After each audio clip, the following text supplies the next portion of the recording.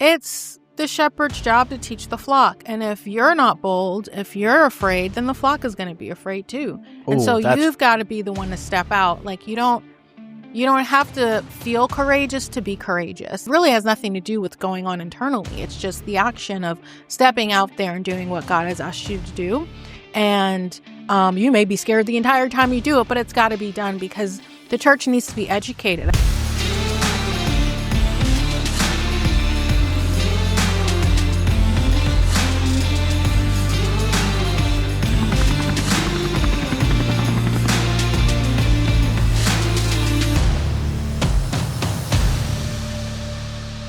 Welcome back to the For Liberty and Justice podcast, where we seek to mobilize the church, wake up the city, and take a stand for liberty and justice.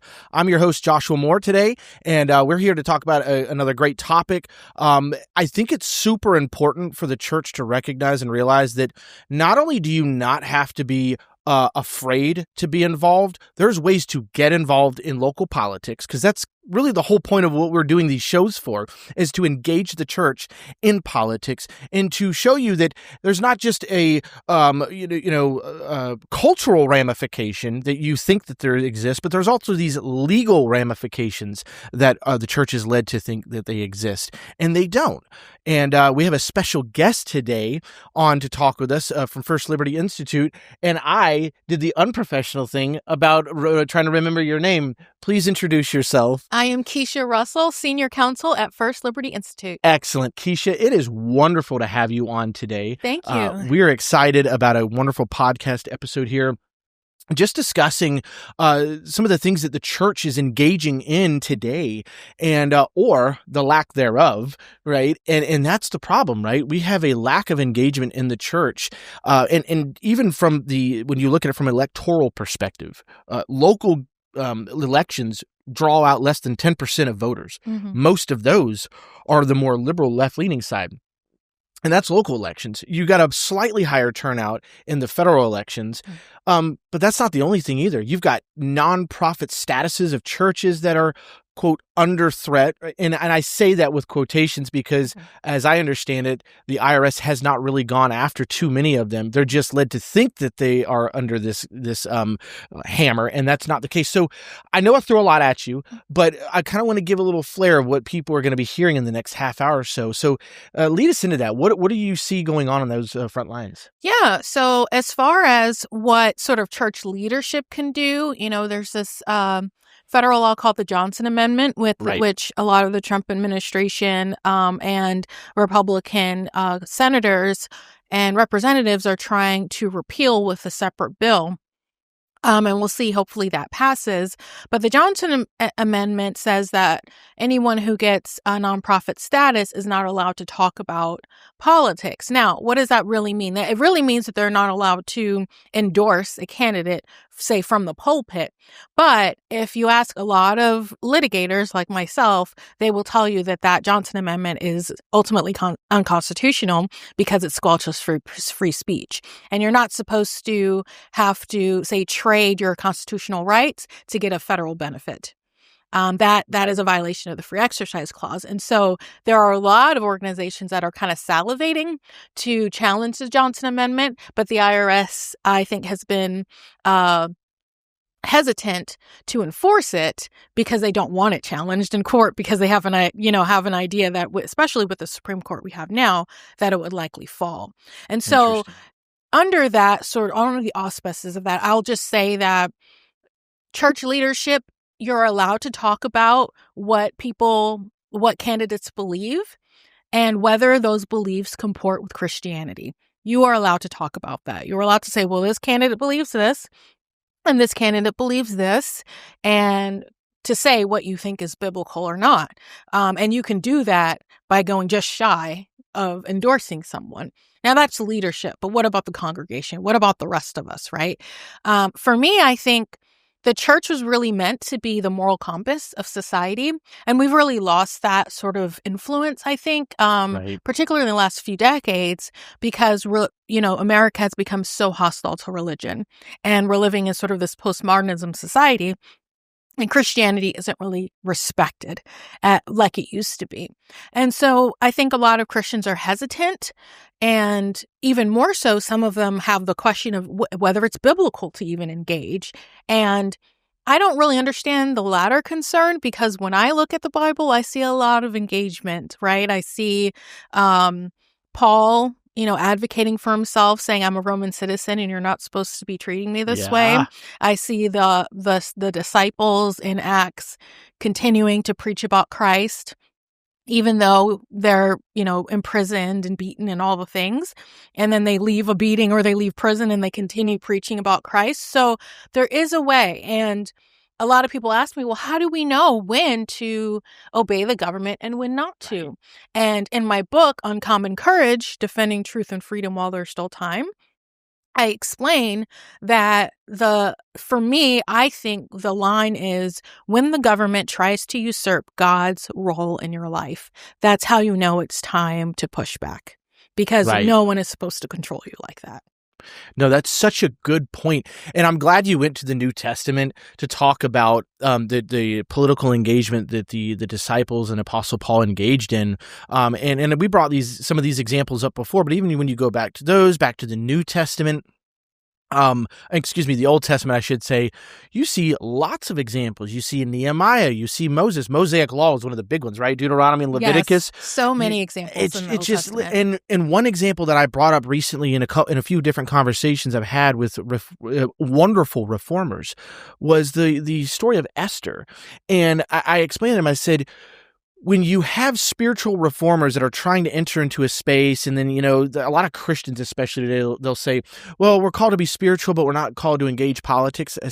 I tell them, if Esther believed that, the Israelites would have been annihilated and she would have been executed. Yes. But that didn't happen. Do you know why? Because not only did she tell her people to fast intimately for 3 days, no water, no food, while I take the brunt of it, I'm going to go before the king, risk execution. Yes. Right? If I perish, I perish. And then God flips it around and says, not only will I give you, through the king, of course, not only will I save the people of Israel, I'm going to elevate Esther, I'm going to elevate her uncle, Mordecai, and then I'm going to execute the bad guy in the story, right? Mm-hmm. And this is just one of a number of different examples where Christians, reformers, men and women of God who loved God with all their heart, engaged in a political act to make reformation actually happen and sort of, as the youth like to say today, manifest it, except we don't manifest things, only God does, and we do it through the power of Jesus Christ. That's right. Right? But manifest that. And so that's such a wonderful thing that you brought up. And I want to ask you a real quick question. Has the Johnson Amendment ever been challenged? Not at the sort of highest federal level, like the Supreme Court level, that I can recall, because we don't have any sort of like big decisions that say, okay, this is problematic. Because like I said, the IRS is so hesitant to actually enforce it that you have to get to that point so that you can actually litigate and follow suit. And so to my knowledge, there aren't any cases that say one way or the other about whether the Johnson Amendment is actually constitutional, at least not in sort of the last few decades, certainly. Interesting. So this one I'm about to bring up is a pretty hot topic, but largely unknown.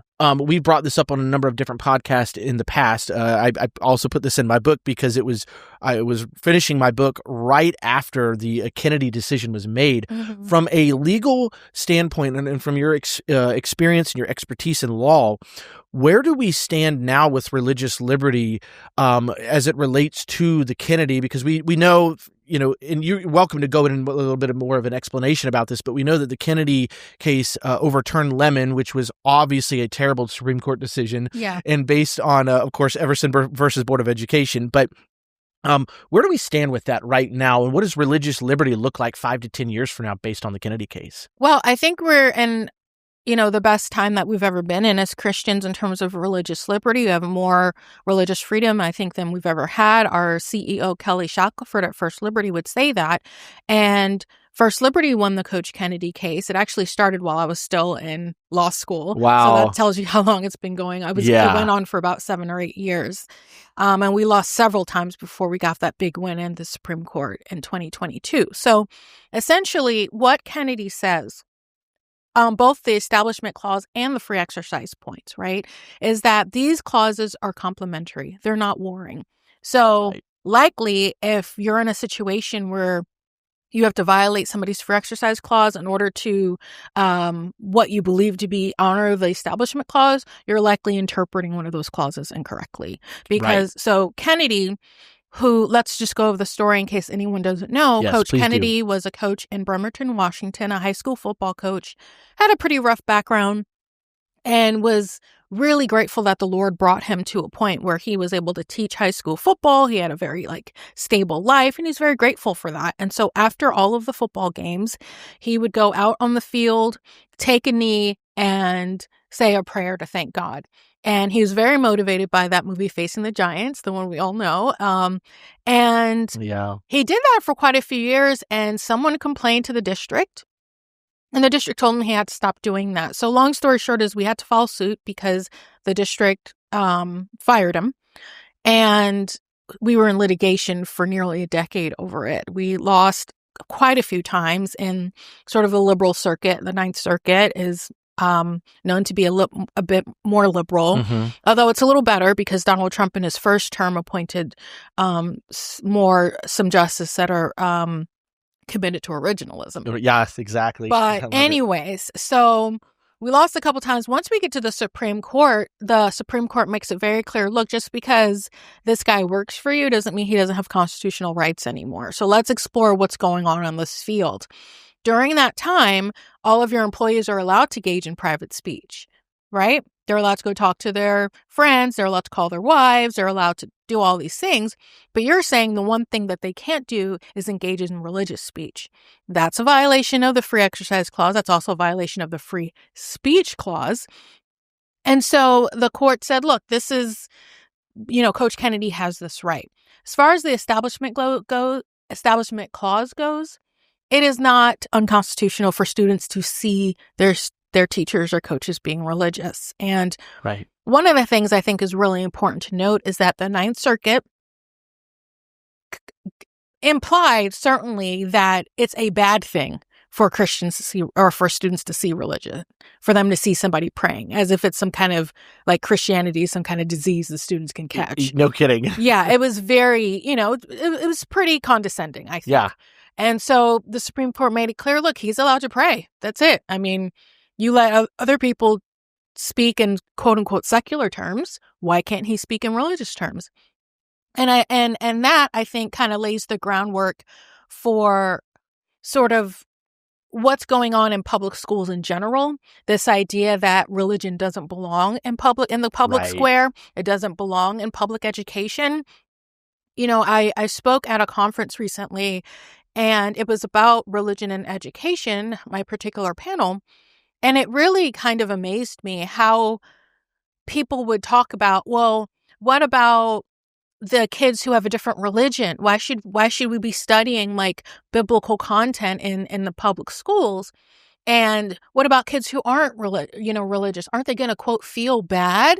And I said, well, what about the Christians, in July? Is anybody worried about how they feel, those Christian students, when everyone is doing something that they don't believe in or celebrating something they don't believe in? So, number one, we don't govern and make policy just based on feelings. That's right. We have to teach students what they need to know. We don't avoid teaching slavery because it might make Black people uncomfortable, right? We teach what we need to teach because it's important, right? So we talked about, for example, and I'll switch gears just a little, but it's all connected. So Texas has passed a number of amazing religious liberty bills in the last couple weeks. And I encourage everyone to go and look at all those. But one of the other things they did was they created, I think, the first state-created curriculum that includes biblical content. And it was quite, there was quite the uproar about it. And this content includes, it's a literacy content for K through 12. The one that was under fire was the K through 5 one. Is this called the Blue Bonnet? Blue Bonnet Learning. That's what I thought. I testified in the Texas legislature about this. Awesome. And wrote a pretty extensive letter about why it's constitutional, sort of responding to an ACLU letter that was sent to all the schools saying you can't use this. Yeah. And I say very clearly, look, we have to teach Christianity to students. Why? Because it is the foundation of American government. That's it right there. And they must know that. Yes. So it doesn't matter if you don't like it. It's knowledge that is necessary for our students. So, for example, we know that the forefathers were not all Christians, but they were all educated in the Bible. Yes, they were. Right? Correct. Yeah, that's right. And they use that knowledge in order to structure our government. Correct. So if you combine that with what we experienced when we were under rule by the British, and now, the sort of the religious opposition that we face there, we combine that with the Bible's warning about what happens when you give a man too much power. Right. The forefathers decided we must split power so that no one can be a tyrant over us. But they did that because of the biblical principle of why man is so corrupt, right? And so kids need to know that. Yeah. The other thing we talked about was Martin Luther King. There's a 5th grade lesson where the students learn about the letter from Birmingham jail. Okay. And in that letter, Martin Luther King mentions Shadrach, Meshach, and Abednego, right? And in the lesson, they ask the kids, why does he keep mentioning these people and who are they?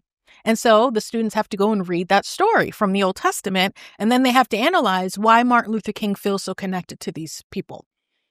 Why does he feel so compelled by them? That's an amazing lesson for students to have to connect those two things and say, I know why, because he was also compelled by his religious conviction to do what he was doing, and he would rather be in jail than not do it. Yes. And just like these 3 would rather be dead than not do what God has asked them to do. And so that's powerful. But so many lessons we have now would like to ignore how much Christianity has really shaped American history.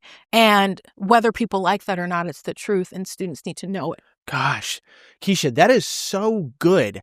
I mean, I could go in a number of different directions with this, but there's a direction that's actually on my heart, and you and I are kindred spirits in this because we are clearly both very, very passionate. Obviously, you published your book, I published mine, and I'm sure they're in alignment with one another. But there's this very specific area that is so important, and it's religion in education. And I think I wasn't even really intending on going in this direction, but I'm going to take it as the Holy Spirit doing this. It is powerful. It is important that children are taught this. You mentioned something very distinctly that I think is paramount to this entire conversation, and it's something that people have asked a lot in the past. He said, "Well, you're going to make the atheist or the Muslim student uncomfortable?" Okay, so let's clear the room here for just a moment. Mm-hmm. There's going to be a set of principles taught. Absolutely. There is no such thing as neutrality in politics. That's right. We were just talking about this on a previous episode with Seth Gruber, explaining that law is a teacher, and every single law legislates behavior. That's Otherwise, why have a law in the first place? So that is just, it shouldn't even be a debate, but it's part of that educational process, right? So that's the first thing. But it gets down to the point of education in the classroom, which is so important. So who's going to be made uncomfortable? Well, let's forget for a moment who's uncomfortable. Let's focus on what is truth. Mm-hmm. That is the standard by which we should teach students. What is truth? Okay, then whose religion, or i.e. worldview, established the foundation of the laws that have made this country what it is, the great nation that we are. We have supported the entire world. The world... I should say the world rests on the shoulders of America. Oh, preach it. And so when I think about it that way, I go, okay, then what makes America great? They go, well, diversity. No. Diversity doesn't make it. That's a nice thing. Diversity is wonderful as a byproduct. Mm-hmm. But what really makes America great? The laws, the foundation, the spirituality, the unity, the faith that we had as a nation. And predominantly, we were just on the last episode talking about Alexis de Tocqueville. and democracy in America, and how he went around and talked to the churches and was basically a journalist for the better part of about a year nearly in America. And he talked all about the beautiful culture that America is and was during the 1800s, middle 1830s, is, around the time he was traveling. And it goes back to the fact that, well, as you probably know, 1690, when the New England Primer was published, and this was basically reading, writing, and arithmetic based on what? Scripture from the Bible. So when they say, they being ACLU and these leftist organizations that, frankly speaking, hate our nation, they just don't like our country, they're trying to uproot it all. When they say it's unconstitutional, it's just blatant lies. And I get this all the time from people when I'm talking to them. They say, well, they'll say, prayer in school is clearly they use the word clearly a violation. I'm like, why do you have to say clearly? First of all, that's not clear at all. I don't know what was so clear about it. Explain. They haven't even read the First Amendment. So since we're on this topic, why don't you give viewers on our show here sort of a foundation of what the Founding Fathers, I would love to do this too, but I've done it on the podcast before, and I want to hear from you. I want to know your perspective. Explain to the viewers what the intention of the First Amendment was according to the Founding Fathers, and go into their faith a little bit. Mm-hmm. So, the First Amendment is intended to provide us with religious liberty, but more so like the ability to live according to your conscience. And remember, the Constitution in general is a contract between the people and the government. Yep. We allow the government to keep us safe, to protect us, to have laws, and to rule over us with only enough power that they need in order to keep us safe, not enough power to control us completely, right? So there's this balance, there's a give and take there.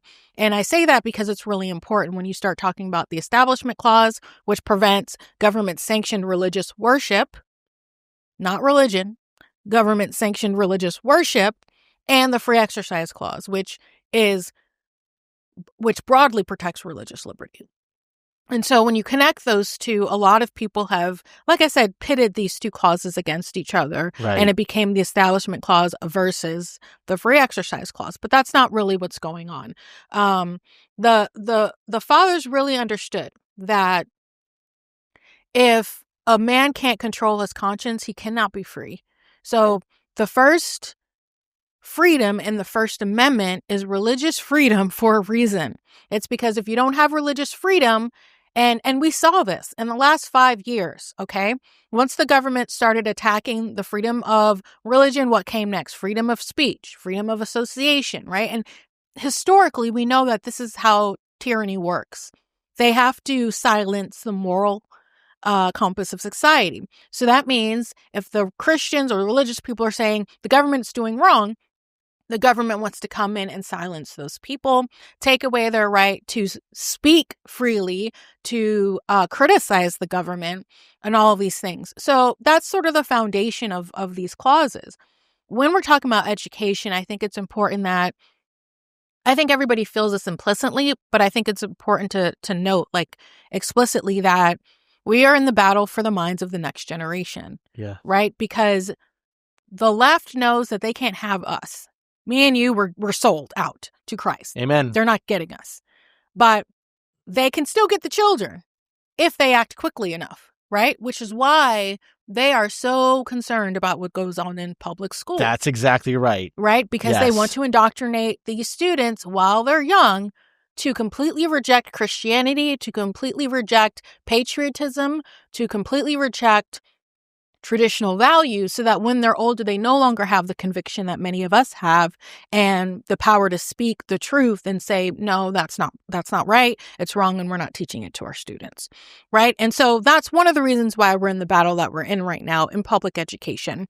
90% of students across the country go to school in public schools, and that's not really going to change. Right. I know people want it to, and, I love school choice. I believe in school choice. But the fact of the matter is, most of those students are going to public schools. And so Christians need to hover over that entire institution and make sure we know what's going on there. For sure. And so that's one of the reasons why we're in this situation. I think what has happened over the years, you mentioned Lemon as sort of a horrible Establishment Clause case that came out in the 70s and was overruled by Kennedy. But that case really brainwashed, I think, society and empowered a lot of people who wanted to expel religion from our country, from our values. And they use that to get rid of this idea of absolute morality and inject instead a whole different set of ideologies to our students for them to believe, and ultimately to put them at odds with their parents in many cases, right? So we have, I think at this point, we have a pretty serious problem in public schools. And Texas is doing a great job trying to conquer that right now. And I think you'll see a lot of red states, doing the same. The 10 Commandments and things like that, I think will help. But ultimately, we have to get control of the curriculum. We have to get control of the content that they're being taught. Yes. And we have to make sure that they're being taught things that are going to be, injecting values, but also injecting, obviously, academics. Yeah. I mean, what was this last America's Report Card came out? Like 40% of students can't even read. They're like completely illiterate. Like that's shameful. Oh, man. Shameful. I know. I totally agree. And it's really sad. So I want to bring up a funny comment here real quick. Michael Knowles on the Daily Wire, he often repeats a friend of his. This doesn't even come from Michael originally, but he said, leftism boils down to one phrase: I hate you, Dad. It's a rebellious spirit. It really is. Yeah. And so it does link to education, though, because I say our kids. When I say our kids, I'm not talking about the more left-leaning phrase of our children, they belong to us. I'm saying the church, God's children, are malleable. They're malleable kids. And so I have often said, I used to hear this in high school when I would tell them, I'd say, you shouldn't be, if you don't want to have a kid, then don't have children, And they go, what do you expect me to do? And I'm like, don't go out and do the deed. Yeah. Like, don't have intercourse, And they go, how dare you, you bigot? I was a bigot for suggesting you'd be responsible and operate according to a moral code.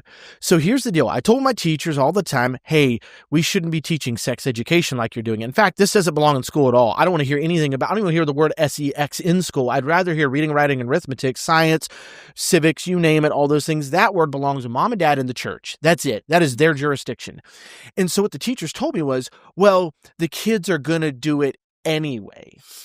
And I'm like, okay, well, now I fast forward years later and I go, I get it. So if they're going to do it anyway, then why are you spending billions of dollars nationally to take over the school boards? Because they know they're not going to do it anyway if they teach them their ways. So the Christians need to get their act together. The capital C church needs to realize we are the teachers of our students and our children. We need to make sure they're being taught right principles, good morals, and a solid foundation that helps them to be who God created them to be. And we have a constitution with a First Amendment that recognizes and guarantees that we have a natural right to our freedom of consciousness. Absolutely. And to move forward in that. The founding fathers believed in this. They understood that. They said, in fact, Michael Knowles also talks about this. I love Michael. He's wonderful. I wish I could meet the guy. Maybe he'll see this podcast and go, oh, I got to meet this guy, Josh. And Keisha, I should invite them for dinner. But it's simply to say that when we're looking at the founding fathers and we're dissecting what they believed in, I think it comes down to the point of that indoctrination, and we used to throw that word around a lot, but is really a good thing when it's good things being taught. It's good things being taught. And I think that's the core of it all, because ideologues would like us to believe, well, like, for example, taxation, never increase taxes or never decrease taxes. You could be one or the other. No, an ideologue or a non-ideologue, I should say, and somebody who stands on reason and prudence, which is Edmund Burke, that's what he believed was the highest political virtue was prudence, political prudence, would be to say there's some point in human history and in our nation's history where raising taxes is needed, but it gets a cutoff point. Other times it decreases to help alleviate that burden. It's a matter of when and where. And that applies to a lot of other things, but not morality. And so, Keisha, I think what you've done, and by the way, I want to honor you first and foremost, but also I want to honor First Liberty Institute for fighting on the front lines of this battle in the First Amendment, because I'll say this is very exciting. When I found out about the Kennedy case and how it overturned Lemon, I literally almost threw my laptop out, and I was jumping for joy. I was like, God save America. That I don't think people realize the importance of that decision. I mean, we restored decades of religious liberty back to closer to the original intent of the founding fathers. The only thing I would say we need to go further on is very simply making sure that the Bible is back on the school desk of every student in America, And so, do y'all have any initiatives that you're working on? I mean, I know you're involved in the legal aspect of things, but are you have partnerships with people and organizations that are trying to get that, like the Blue Bonnet curriculum and so on and so forth? So our position usually is to try to weigh in on that kind of legislation and make sure that people know this is completely constitutional. Even under Lemon, in the case Shemp versus Abington School District, that was you can't do the Bible readings during class, like mandatory Bible readings, okay? Like where you're kind of reciting it sort of as worship. The court said during that time that particular practice is unconstitutional, but it made it very clear that studying the Bible is constitutional. And it says something like the Bible is worthy of study and no education is really complete without it. So it's very clear that even under the strictest interpretation of the Establishment Clause, public schools are allowed to study the Bible straight from the Bible, straight from the book. So that has never been in question. I think a lot of people don't like it, and so they want it to be unconstitutional, but it definitely isn't. And like I said before, our students need it. I think, the left is super bold, but the Bible says the righteous are as bold as a lion, and I personally believe educating our students is worth being bold about. So just as bold as the left is about indoctrinating our students with all this nonsense that they feel like our young people need to know, we need to be just as bold, just as proud, just as pushy about ensuring that our students are educated properly, because these are going to be the people who are voting and creating our American government in 20 to 30, 40 years, whatever it is. So we need to protect our country, and the way we do that is by protecting the students. That's great, Keisha. And I guess my last question to you would be this. What would you say to a pastor if they were, especially pastor of a large congregation that is scared to stand up? What would be your word of encouragement to them, not just spiritually, but from the legal aspect when it comes to the Johnson Amendment? What would you tell them as a firm word of encouragement? Well, I can say, number one, First Liberty is always willing to help if something happens, if you're ever questioned about what you said. Like I said, it's very unlikely because the IRS does not want to get sued about the Johnson Amendment. But the other thing is, it's the shepherd's job to teach the flock. And if you're not bold, if you're afraid, then the flock is going to be afraid too. And so you've got to be the one to step out. Like you don't have to feel courageous to be courageous. And, right now I'm doing a study on Joshua, and, you be strong, be very courageous. And all of that, it really has nothing to do with going on internally. It's just the action of stepping out there and doing what God has asked you to do. And you may be scared the entire time you do it, but it's got to be done because the church needs to be educated. I can't tell you how many times I run into Christians that don't even understand the First Amendment. Many of them believe a lot of leftist ideas about what should happen in school because they've been taught the wrong thing for so long. So many people in the church are also deceived, and they need education too. And it's up to the leadership to make sure that they're doing everything they can in order to properly equip the saints. Keisha, you said something right at there at the end that was so powerful. It sounds so elementary, yet I think it just cuts deep at the core of the issue here. If you are afraid as a pastor, your flock will be afraid. That's powerful. I know it sounds so elementary. Like I'm thinking about what you just said, and I'm like, but it's huge. It's the job of the pastor to lead his or her congregation. That's just the bottom line. Keisha, we're unfortunately out of time, but we thank you so much for coming on. I'm honored and privileged to be able to interview you and get your take from a legal aspect of the First Amendment and the religious condition of our nation, which I think is getting better. But we have a lot of work to do, and we also honor, and I say this on behalf of For Liberty and Justice, the First Liberty Institute. We think you guys are doing a great job, great work. We're proud of the Kennedy decision, and man, bless y'all so much. So For Liberty and Justice and viewers, y'all need to take a stand. Pastors, take a stand. Be encouraged, be bold, and be courageous. Till next time. Hey, thanks so much for watching the For Liberty and Justice podcast, where we seek to mobilize the church, wake up the city, and take a stand for liberty and justice in the governmental realm. Hey, look, we'd love for you to follow us on all of our social media at For Liberty and Justice. Subscribe to the podcast, share it with a friend. And if you're looking to get involved, we'd love for you to either launch a chapter or join a chapter in your local area so we can keep fighting for liberty and justice together. You can do that by going to forlibertyandjustice.us and signing up today. Let's keep fighting to mobilize the church, wake up the city, and take a stand for liberty and justice together.